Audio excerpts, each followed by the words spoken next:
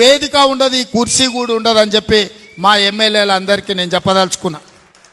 వాళ్ళు బలంగా ఉన్నప్పుడే, గ్రామాలలో వాళ్ళ గౌరవం ఉన్నప్పుడే మనం గ్రామానికి వెళ్తే మనకి ఇంత ఇజ్జత్ ఉంటుంది.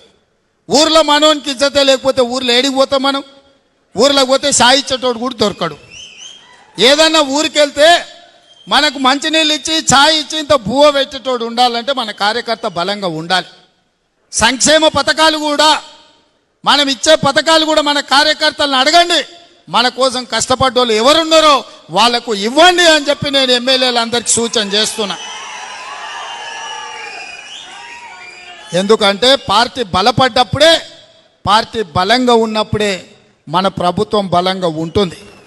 సోనియా గాంధీ గారు, రాహుల్ గాంధీ గారు నాకు అదే మాట చెప్పిండ్రు. కార్యకర్తల్ని కాపాడే బాధ్యత నీది.